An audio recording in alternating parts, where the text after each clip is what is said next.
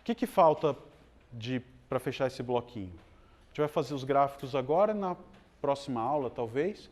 A gente vai ver um outro critério para determinar se um ponto crítico é um ponto de máximo ou mínimo. Estou dentro do intervalo aberto, ponto de máximo a derivada tem que ser zero. Ponto de mínimo também. Como é que eu faço para distinguir um ponto de máximo de um de mínimo? Você olha para a segunda derivada da função naquele ponto. Tá? Vamos fazer isso. E aí, com isso, vai ter um monte de exercícios de aplicações bonitinhas que a gente consegue fazer. E o último tópico é polinômio de Taylor. Aí fechou, tá? Então, vamos lá. Gráficos. Esboço de gráficos.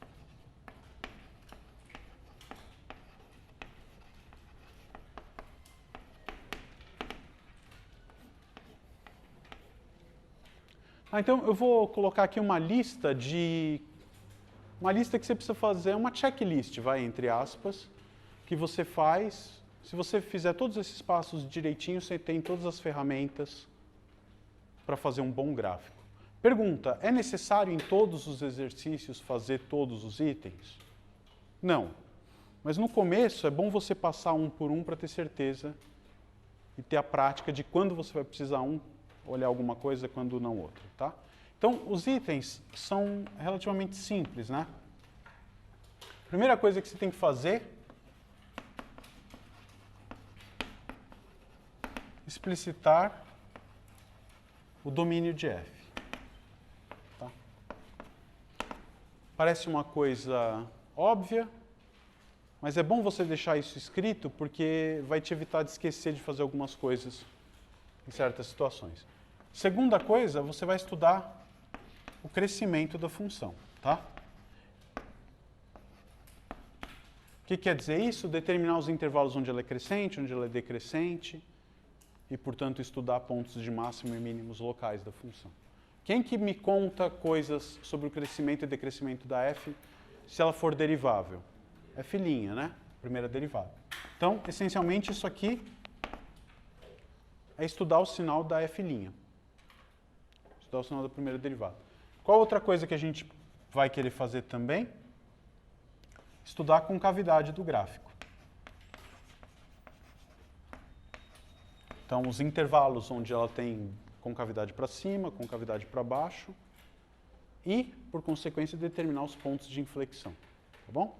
Quem conta para a gente a concavidade da função no intervalo? F', a segunda derivada. Então, é estudar o sinal da F'.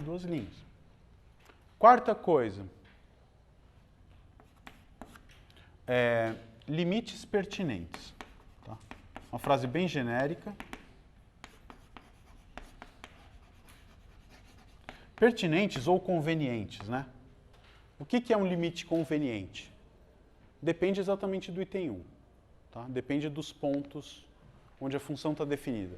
Por exemplo, se você tem uma função que está definida num intervalo menos um ponto ali no meio, é super importante para saber como é o gráfico da função, o que acontece quando x está próximo daquele ponto. Então, se você tem uma função que não pode ser calculada no ponto x igual a 2, e fora dele ela é sempre derivável, é super interessante olhar os limites quando x tende a 2 pela esquerda e pela direita, para ver se naquele ponto a função tem algum limite que não foi definido por algum motivo, ou se ela vai para mais infinito, menos infinito, etc, etc. Tá? Olhar para a função, pontos onde ela está definida e a primeira derivada não existe, por exemplo, pode ser uma coisa que é interessante. Então, você escrever o domínio da função vai te lembrar de eventuais problemas que você vai ter, coisas que fogem do automático, entre aspas. Tá? Então, os limites pertinentes. E um último item, por enquanto, depois vai ter outro, é tentar determinar interseção com os eixos.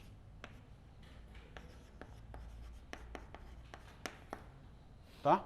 Saber onde a função, se e onde a função corta os eixos x e y. Tá? Por que isso é importante? Porque, por exemplo, os 3 primeiros itens, o que a gente pode dizer? Se eu pegar duas funções cuja diferença é uma constante entre elas, Você concorda que f' e f duas linhas vão ser a mesma? Então, se eu não faço esse item 5, eu não consigo distinguir translações do gráfico. Tá? Então, é importante você descobrir onde ela corta o eixo x. Você pode pensar assim, que você está com um gráfico bem formadinho e solto, então eu posso colocar ele em qualquer lugar do plano cartesiano. A hora que eu determino onde ele cruza os eixos, eu travei ele naquela posição. Tá? Então isso aqui vai mais depender, por exemplo, das constantes que aparecem se for um polinômio, etc. Eu vou fazer um exemplo agora. Tá? Então essas 5 coisas são cruciais para fazer um bom gráfico. Depois a gente vai ver mais uma. Então, um primeiro exemplo.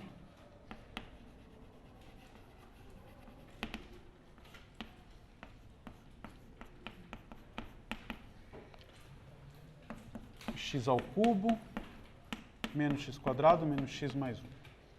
Tá? Função cúbica para a gente fazer todos os passos devagarzinho e ver que dá uma coisa compatível com o que a gente espera.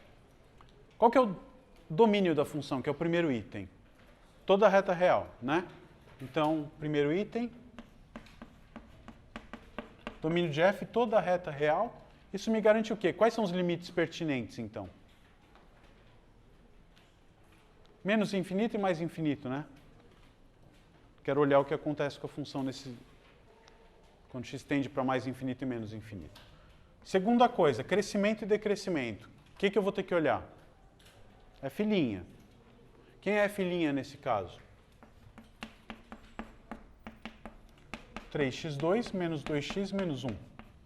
Tá vendo? Você percebe que se aqui tivesse outro número, 29, os intervalos de crescimento e decrescimento seriam os mesmos.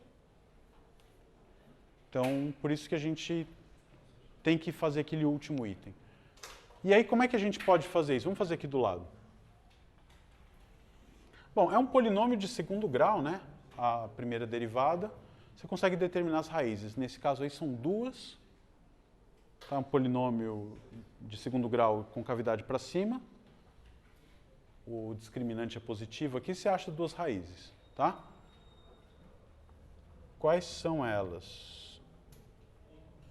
1 e menos 1/3, né? 1 e menos 1/3. Você tem f' e f. Sendo um polinômio de grau 2 com cavidade para cima, o que eu posso dizer? Que antes da menor raiz, ele é sempre positivo, e portanto a f é crescente. Entre as duas raízes, f' é negativa, portanto f é decrescente, e depois positiva, e portanto f é crescente. Então isso já me permite dizer de cara que essa função tem 2 pontos críticos, que são as raízes da primeira derivada, né? Menos 1/3 e 1. Posso dizer se eles são máximos ou mínimos locais só olhando para isso? Claro, né? Menos 1/3 é um ponto de máximo local e o número 1 é um ponto de mínimo local. Pergunta, são globais ou não?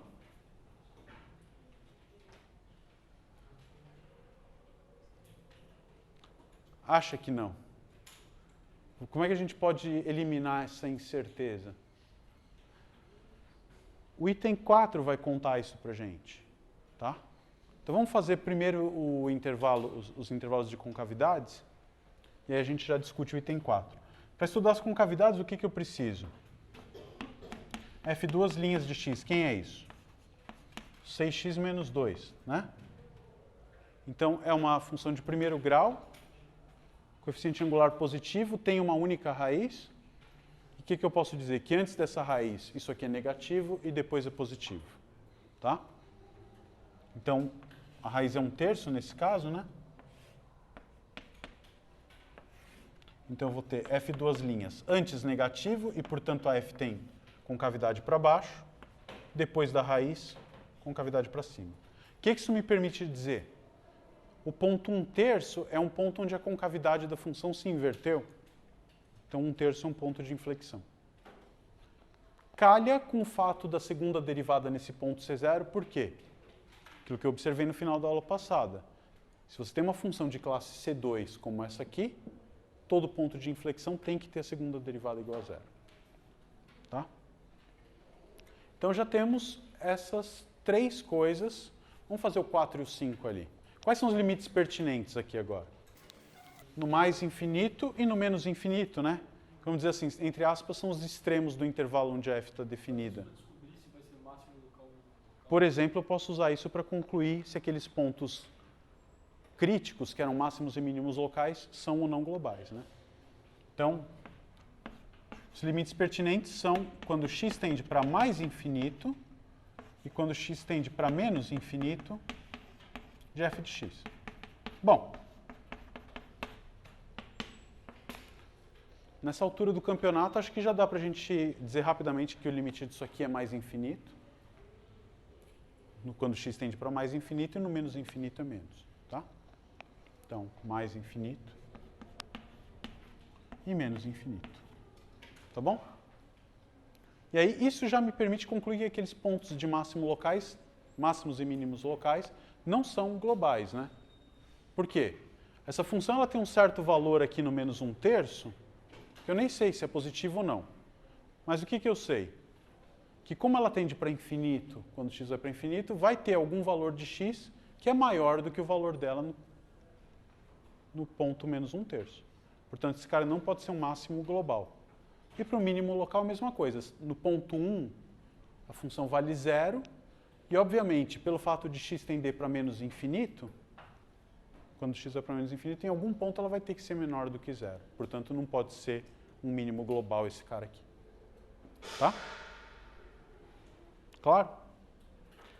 Muito bem. O que faltou fazer? Interseção com os eixos, né? Então, o último item, tranquilinho. Como é que eu faço para descobrir onde a função corta o eixo y? Se é que ela corta. Cortar o eixo y é o valor da função no ponto x igual a 0. Quanto que ela vale no 0? 1. Cortar o eixo x quer dizer o quê? Descobrir os pontos onde a função vale 0, tá? Então, f de x igual a 0. Né? Como é que eu teria que resolver essa equação de terceiro grau? Aí? Parece fácil? Nesse caso, tudo bem, o polinômio é simples, você consegue... olhando aqui, por exemplo, a soma dos coeficientes é 0, então você sabe que o número 1 é uma raiz. Tá bom? E aí você pode, então, para descobrir as outras duas, divide por x menos 1 e descobre as outras duas. Sabe por que não precisa fazer isso? Lembra que numa das aulas a gente discutiu um exercício que era para caracterizar a multiplicidade de uma raiz de um polinômio? O que você observa? O número 1 é raiz do polinômio, certo? E também da primeira derivada. Mas não é uma raiz da segunda derivada. O que isso me garante? Que o 1 é uma raiz dupla da f. E, portanto, eu já posso dividir por x menos 1 ao quadrado, vai sobrar um polinômio de grau 1 para eu descobrir a raiz, que aí é muito fácil. Tá bem? Mas, se fossem coeficientes estranhos, etc., o que você poderia fazer? Usar o teorema do valor intermediário, tá bom? Você sabe um ponto onde essa função é positiva? Sim, no 0. Sabe um ponto onde ela é negativa? Menos 2, né? Menos 2 vai dar menos 8, menos 12, 10, menos 9. Tá?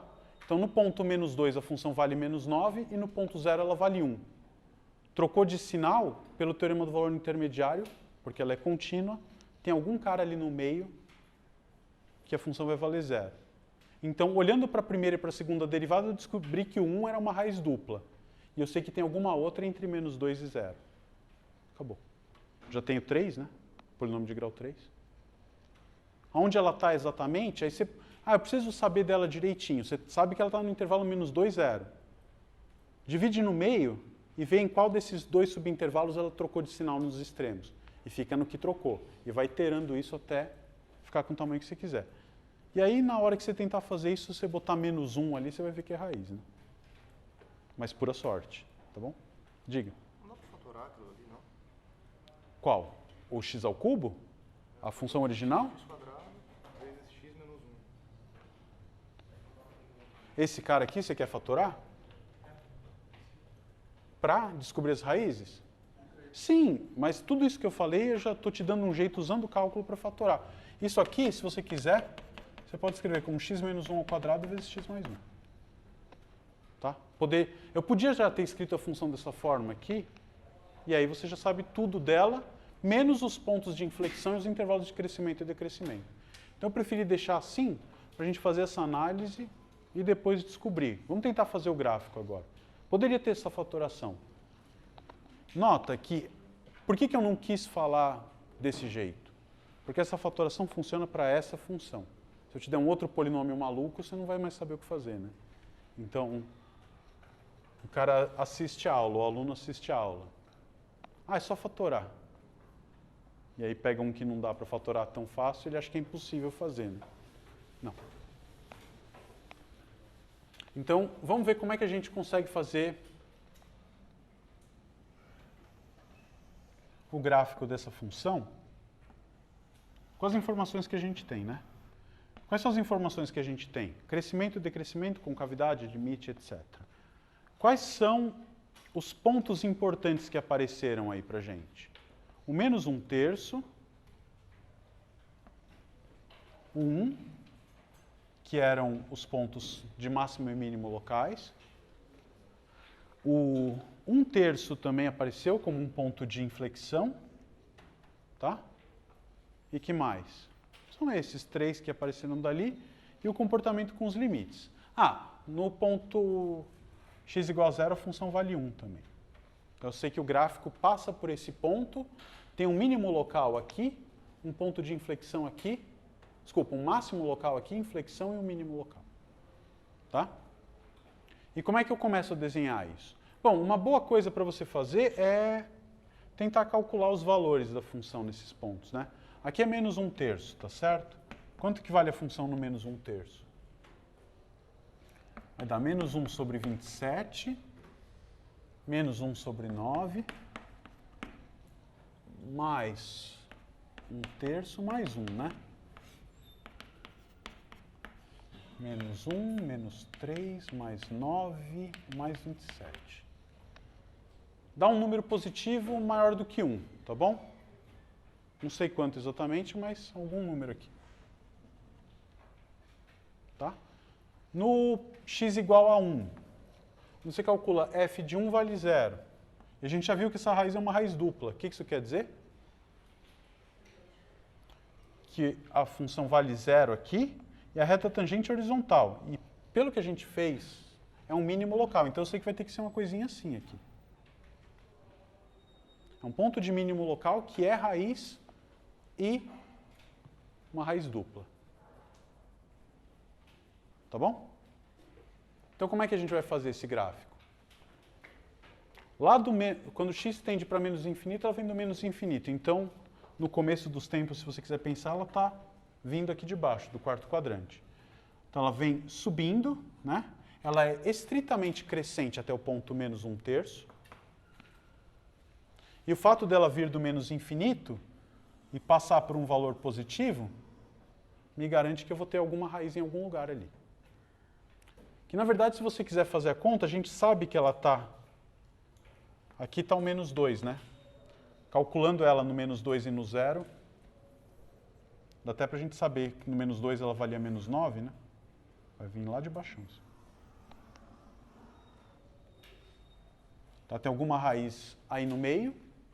Na verdade, a gente sabe que é bem aqui, né? Mas tá bom. É no menos 1. Tem um ponto de máximo e ela cresce de boca para baixo, né? Porque a concavidade é negativa até o ponto 1/3. A partir do 1/3, ela começa a decrescer, ainda com concavidade negativa.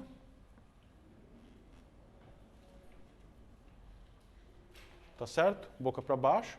Nesse ponto, ela tem um ponto de inflexão. Precisaria calcular esse valor direitinho para posicionar bem. A partir desse momento, eu vou ter o quê? Até o ponto 1, ela continua decrescendo, mas agora ela passa a decrescer com concavidade para cima. Então vai ser uma coisa assim.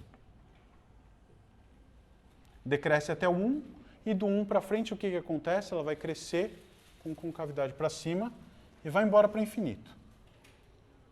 Tá bom? Então, polinômiozinho de grau 3, é bem fácil fazer todas as contas, para a gente se acostumar. Tá claro? Dúvida no processo? Hã? Aquele ponto em que a origem de 1 é 1/3, né? Esse aqui é 1/3. Faltou escrever, obrigado. É o ponto onde exatamente você inverte a concavidade. Quer dizer, se você quiser pensar, pensa que você está dirigindo um carro nessa estrada aqui, né? Aqui você está sempre andando aqui, você está sempre com o volante para a direita. Exatamente nesse ponto é o ponto onde o volante passa de virar da direita para a esquerda. Por isso que é uma inflexão, tá bom? Vamos fazer mais um exemplo? E depois eu quero motivar uma coisa, quer dizer, essa função ela tende para infinito aqui, né? A pergunta é, como é que ela tende para infinito? Ela vai muito rápido, muito devagar, né? Tem vários jeitos de tender para infinito. Ela poderia tender para infinito com um comportamento semelhante a de uma função exponencial, poderia tender para infinito com um comportamento semelhante a de uma função, um polinômio de segundo grau, por exemplo, ou um de terceiro grau. Pergunta, o que a gente vai fazer? Dá para fazer uma situação um pouquinho mais geral. Mas será que existe alguma reta com alguma inclinação suficiente que a função se aproxima dessa reta lá no infinito? Isso é o que a gente vai chamar de uma assíntota. E a gente vai ter métodos para determinar a equação dessa assíntota.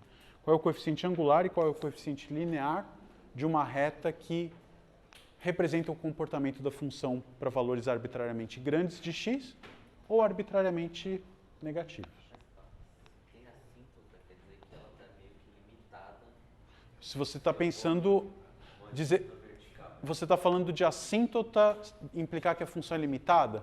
Você está pensando que a assíntota é uma reta horizontal. Ou vertical, quer dizer que ela tende para infinito. Isso. O que eu estou te falando é que você pode ter uma assíntota horizontal, pode ter essas retas que a gente chama de assíntotas verticais e pode ter no meio assíntotas inclinadas. Você pode ter uma função com coeficiente angular 2, de modo que a função se aproxima dessa reta. Tá? Eu quero justamente ter uma fórmula para descobrir quem é o coeficiente angular e linear dessa reta, se ela existir.